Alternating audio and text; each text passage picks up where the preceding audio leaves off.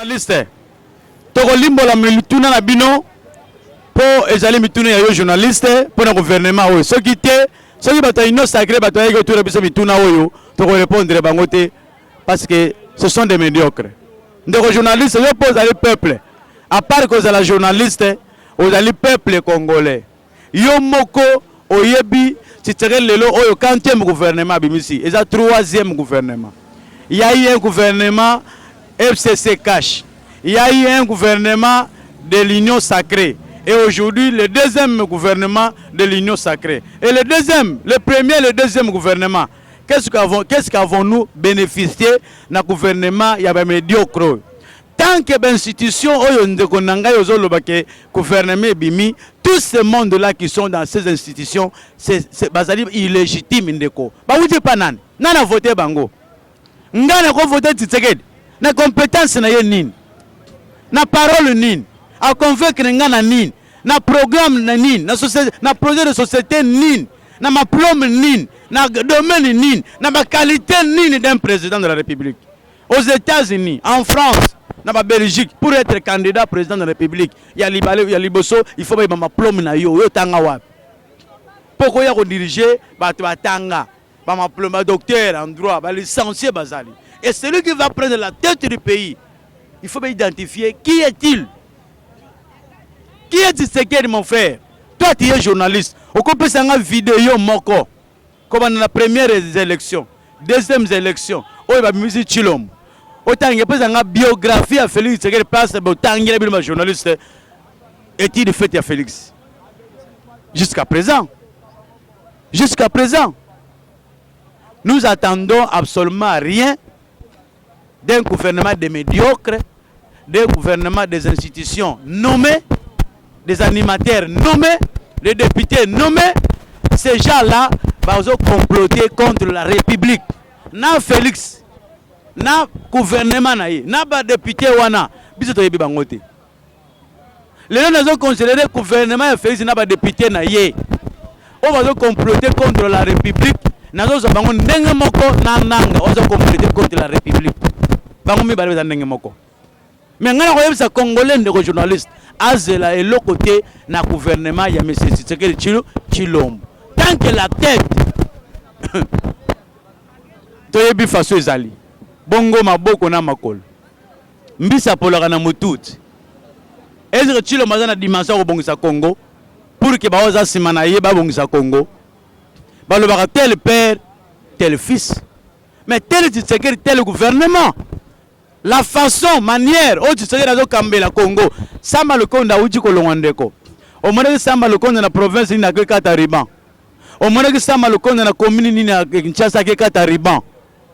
Samba le Konda yebana kite, tu sais que dans une nyonso yenda salak. Gouvernement na ye biso ba Kongomani tozo zele le côté parce que ezali gouvernement ya ba médiocre.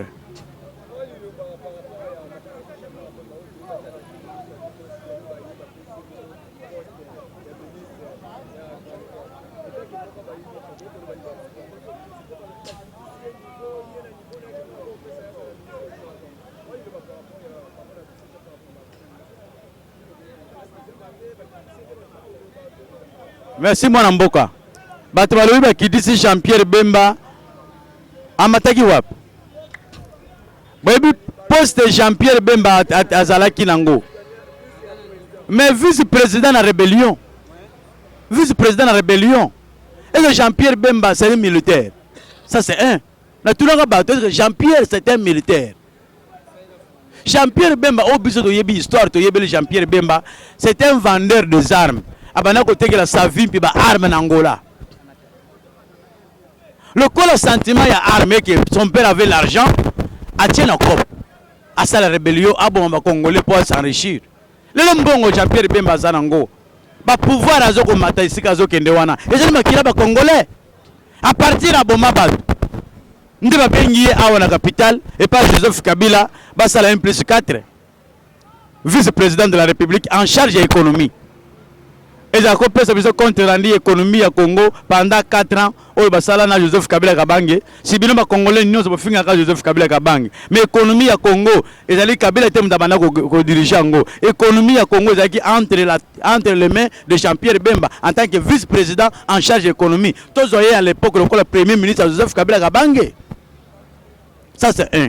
Ndeko nangai. Alongwe na niveau azalaki ake aye.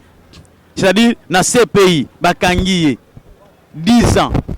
Azo kozongo veste poli. Soki bombongo esili bango soki je ne comprends rien. Aye kokosa je suis dans la muka, il se retrouve maintenant à l'union sacrée. Bon temps batiaki akendeki union sacrée. Batiaki poste ni nazaki na poste te. Na premier tour. Nazaki na poste te mais akendeki union sacrée. Après, il y a nommé ministre de la Défense par défaut. Un ministre de Défense nommé par défaut, M. Tshisekedi. Tu sais que Tshisekedi a nommé Kamena Bemba. Il a aussi sa guerre. Et l'autre côté, parce que Bemba est bien l'autre côté. Et Bemba, le long de rejoindre Joseph Sabiso, Bakitisiye, Balongoliye. Akita Kala. Yenda yebite ba congolais boye ba ke Jean-Pierre Bemba tena ko zala pe eloko te baza eloko te et le la tiki guerre abengani ba M23 te oro charge ba pesa ki akena ko bengana M23 le Jean-Pierre Bemba ondimi olongwa na ministère ya défense ba longoli yo ba kosi yo comme VPM ya transport azala te hein papa na mokili mobimbo ngande na yebili VPM ya transport azala te vice-premier ministre, ministre des Transports. Ils ont la bah tiens, VPM pour peser esprit naïe. VPM à transport à la raté. Bah VPM VPM intérieur, VPM à justice, VPM ya défense, VPM ya affaires étrangères, na VPM je crois bien j'oublie encore nan. Fonction publique je crois bien. VPM ya transport. VPM ya hydrocarbures. C'est ce que dit Jean-Pierre Bemba a fait la honte de Bangala. A sali honte ya Bangala. A sali pe honte ya Congo. Alors c'est un produit fini. Nous on n'a pas besoin de koloba. Ndongo muniye balongole la défense. Kota banda ko sala réunion na ba généraux. Awa banda ko sala réunion na ba seko na ba chako. Na ba to pusu fini. Fini. Tout le banine. Et c'est bien votre nommé, Faïlou Moutatinda Gibango.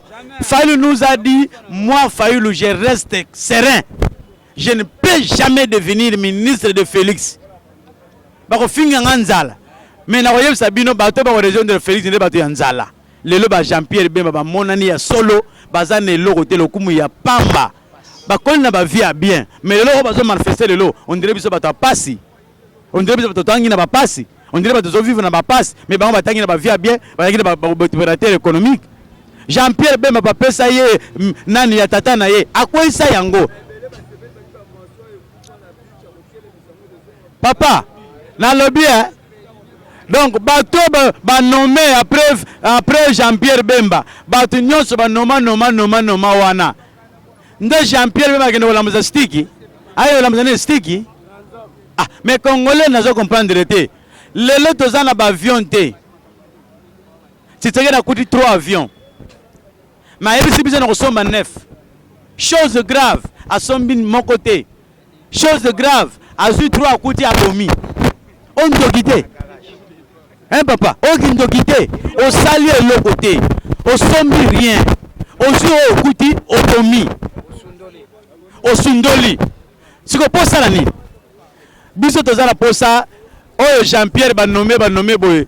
Problème Jean-Pierre Bemba etali bisoté, etali bato a pusu, bato ya chariot, ba achako na aseko, ba komi na mokonzi na bango ya munene ya costo. O azalaki kuna soki na défense. Ba M23 ba seki ba lobby Jean-Pierre Bemba yaki na lolendo na Goma. Osuki na transport kuna. Bongisela ka biso ba avion militaire kuna po ya kawa. Donc Jean-Pierre Bemba ndekorangai asali Sony pour na Congo, Sony pour la parti politique na ye MLC. Et la place moko après ça ta grand frère nangai Fidel Babala. Avec Fidel Babala ake présenté par Félix pesa ye ministre ya transport ngana vanda na nga okolo monike na yebi eloko te yo ba saboter ya balobi ozali médiocre yebi eloko te kuna pe nyungu batayire pesa na cité bazolo bakeno olingaki oboma Félix tekeli tshilo il faut le dire ndeko na ngai po bandeko na biso na ba cité balobi otulongoli ye parce que alingaki eloko esalamaki bango baza na kati tala Jean-Pierre be ndenge bazo ozolia na batu bazo traiter yo traître biso toza kuna te na Kamer na Jean-Pierre Bemba na Félix na Nang ata balambi luketo a Jésus tokoya te.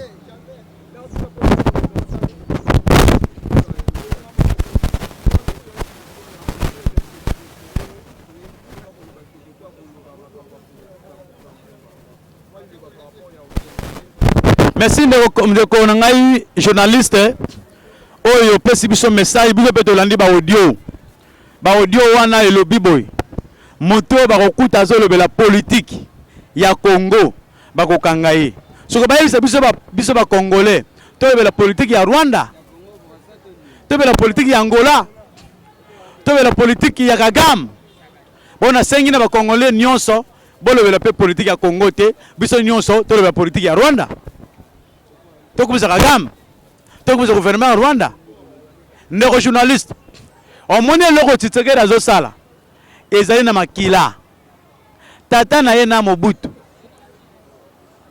basalisa bato barenio na bakati ya ndako barenio politique na kati ya bandako pendant la dictature na bango tata na ye na Mobutu o balingaki te politique elobama na kati ya bapeuple balobi bapeuple balobela politique te balobela yango na bandako ezali schéma oyo tata na ye na Mobutu benstoraki mais bino tokoyebisa ye oyo eza 20e siècle bino bandeko ebotie ba audio bandeko yoki batie ba audio ce sont des délinquants de l'UDPS bazana bango ba service à l'état te ce sont des délinquants de l'UDPS. Quel est l'article de la constitution de mon pays oyo epesi bango autorisation oyo epesi bango autorité wana ya koétouffer liberté d'expression ya peuple congolais. Au moins que bateau tant que simba constitution, Tshisekedi maîtrise cette constitution de la République.